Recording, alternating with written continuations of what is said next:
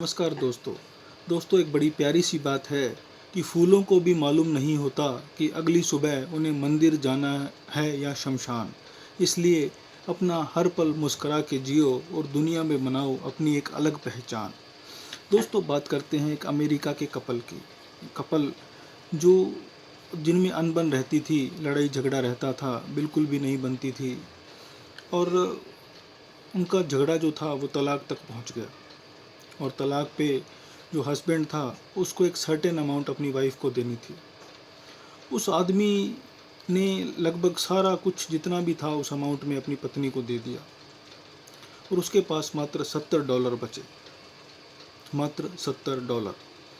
उसने पलट के देखा कि रिश्तों में उसके पास कुछ नहीं बचा, बिल्कुल अकेला हो गया। उसकी बीवी उसे छोड़कर चली गई और जहाँ तक पैसों की बात है तो उसके पास सारे पैसे ख़त्म हो गए और सिर्फ $70 उसके पास बचे हैं।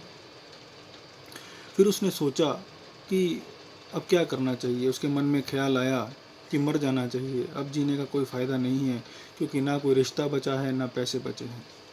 फिर उसके मन में दूसरा ख्याल आया कि अभी $70 पड़े हैं, इनको ख़त्म करते हैं, अच्छे से उड़ाते हैं, जीते हैं, फिर मरने की बात सोचते हैं। इसी सोच में वो निकल गया और एक कसिनो में चला गया। कसिनो के बाहर पहुंचा तो वहाँ लंबी लाइन लगी थी। लाइन में लग गया, सोचा कि $70 कसिनो में उड़ाऊंगा फिर मर जाऊंगा। वहीं एक अखबार पड़ा था पास में, उसने पढ़ने लगा। उसमें एक खबर थी कि एक सोने की खदान की गवर्नमेंट नीलामी कर रही है, जिसकी बहुत खुदाई करी गई और सोना नहीं मिला, तो इसलिए जो गवर्नमेंट है वो नीलामी कर रही है। जो भी उसमें जाना चाहें तो वो आ सकते हैं। और उसकी नीलामी उसी दिन थोड़ी सी पास में एक जगह थी वहाँ पे थी और 2-3 घंटे बाद उसकी नीलामी होनी थी। वो आदमी ने सोचा कि यहाँ जुआ खेलने की बजाय उस नीलामी में चलता हूँ, देखते हैं क्या होता है। उसके दिमाग में आई कि वहाँ चलते हैं, वहाँ जाकर कुछ ना कुछ करते हैं। वो नीलामी में चला गया। वहाँ पे पहुँचा तो वो वेट करने लगा कि नीलामी में लोग आएंगे फिर देखेंगे।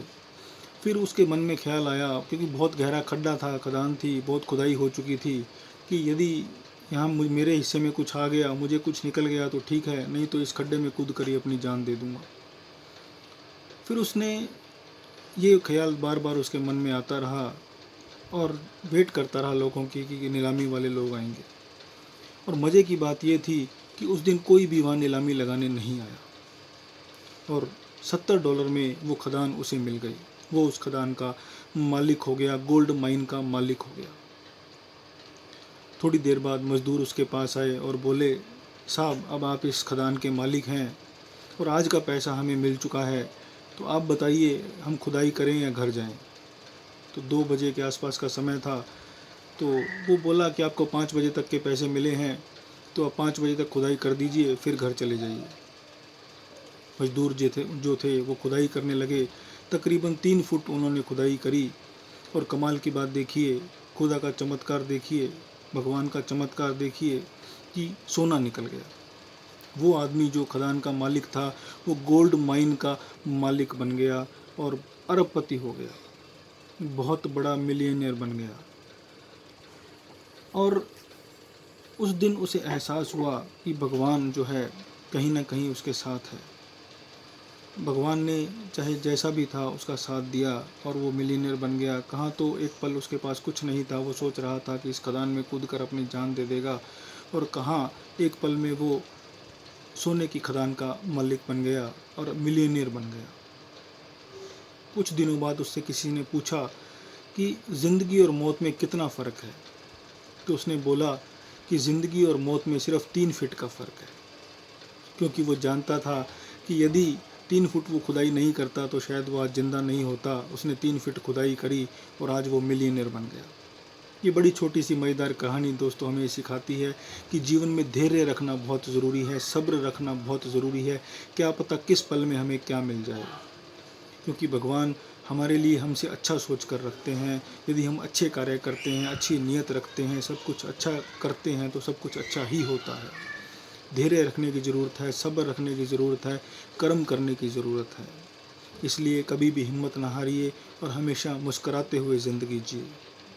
और वो बात जो मैं अक्सर कहता हूँ कि मुस्कुराकर जीने में क्या हर्ज है, जब जीना हर हाल में है तो मुस्कुरा के जिए।